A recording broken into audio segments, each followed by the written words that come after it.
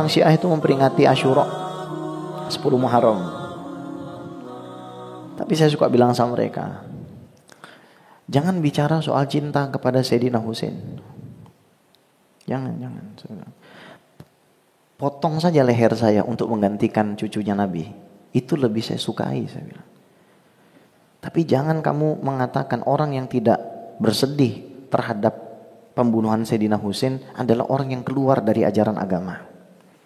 Karena kita itu di dalam agama kita ini bukan agama tasya'um atau pesimis. Kita ini agama tafaul, agama optimis. Dan saya sudah meneliti beberapa kitab Syiah. Salah satunya itu Usulul Kafi. Di dalam Usulul Kafi hadis kesekian ratus, saya menemukan ada satu hadis di mana Sayyidina Husain bin Ali itu didatangi oleh malaikat, dan malaikat itu mengatakan, Husain, kamu mau saya bantu atau kamu mau meninggal? Saya pengen cepat-cepat ketemu Tuhan saya lah. Ngapain lama lah? Itu dalam literatur mereka sendiri. Jadi yang jadi masalah itu kita tidak punya cinta sama keluarga Nabi dan kita tidak punya cinta sama sahabat Nabi. Kita itu di tengah, keluarga Nabi kita cintai, sahabat Nabi juga kita cintai. Itu yang benar.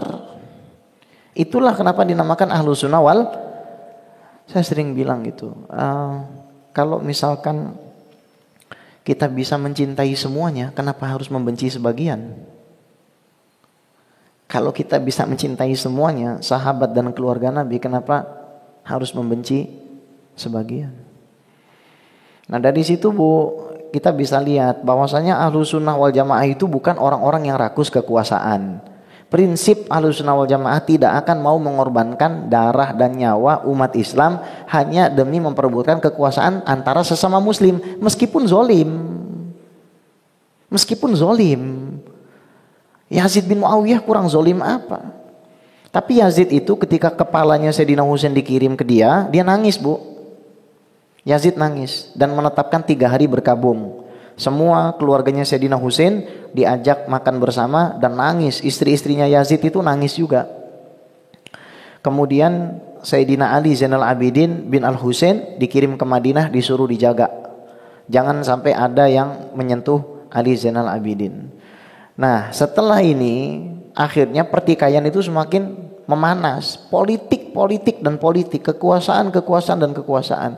Ada salah seorang anak sahabat Nabi yang juga salah seorang petinggi di zaman Utsman bin Affan yang namanya Abdullah bin Zubair, anaknya dari Sayyidina Zubair bin Awam. Nah dia mengatakan, Yazid, kamu yang bertanggung jawab kepada Nabi Muhammad SAW atas pembunuhan kamu kepada Sayyidina Husain. Padahal sebenarnya yang paling pertama kali bertanggung jawab siapa? Syamar.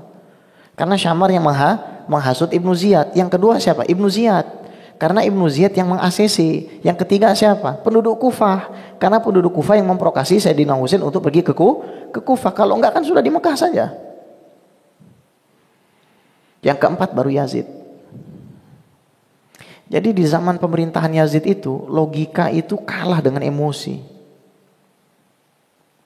Ya Allah, coba kalau dia dari awal, kenapa ngasih surat sebesar telinga tikus? Itu kan unrespectful.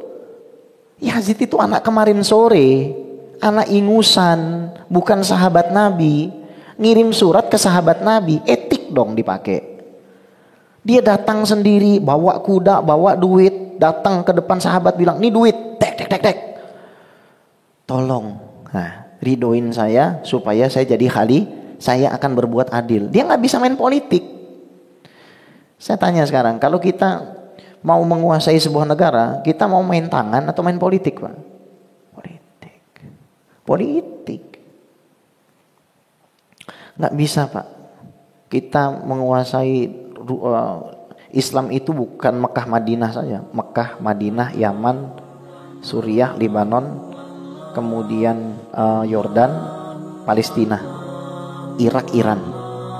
Dengan negara seluas itu, Anda mau emosi, memperturutkan emosi, betul bisa nggak menguasai? Nggak bisa.